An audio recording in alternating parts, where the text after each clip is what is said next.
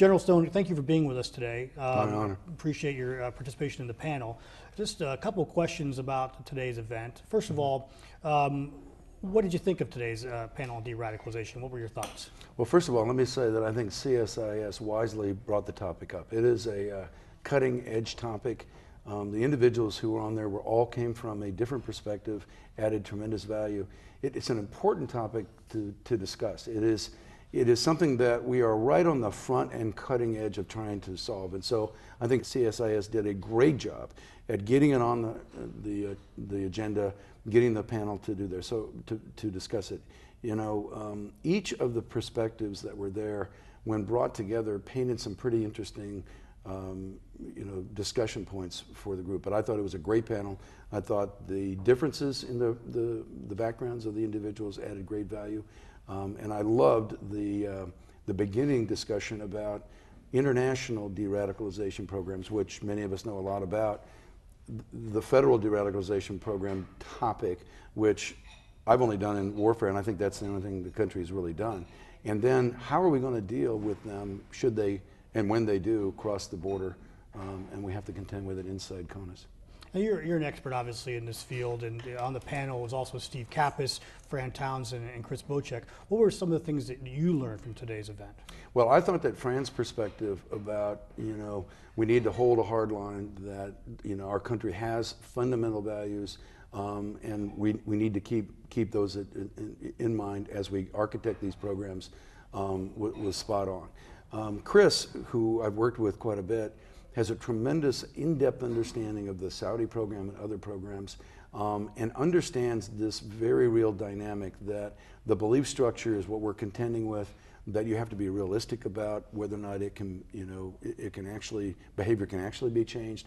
I think both Fran and Chris were alike on that opinion that, we're going to have some sense of realism. It's not going to be 100%.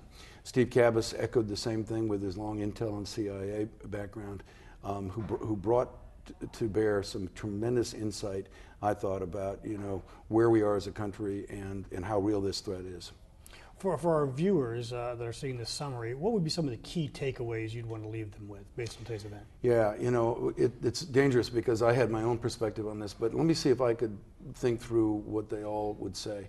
First of all, I think there was a universal belief that the role of the federal government in dealing with counter and de-radicalization inside the United States, and even to a lesser extent perhaps outside the United States, is actually quite limited.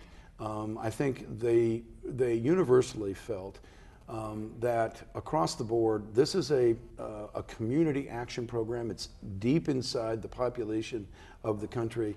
It's there where the real solutions will come out. So if there is a connection between the federal government and that very deep population, it will work. But only if they let that bottoms up come to bear. I think there is a consensus that we are as focused on behavior.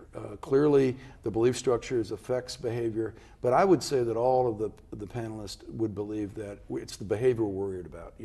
We don't want somebody to commit a violent act that kills innocents for marquee value, the signature asymmetrical tactic of terrorism.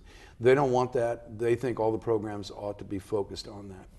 I think to the fundamental question, if it's a mirage or whether or not it's an oasis, I sensed a little bit of hope in the panel that maybe it is something, an oasis we could be going towards, but we don't know what we'll get to when we get there, and maybe it won't be as real as we had hoped for, but it's worth the trip and it's worth the travel, and we need to start thinking about it.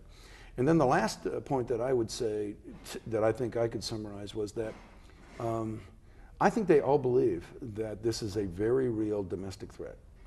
I didn't hear in anybody's articulation of the question whether or not they genuinely believed this was going to happen. It has already happened, so I think they see it as real and they believe it has to be dealt with.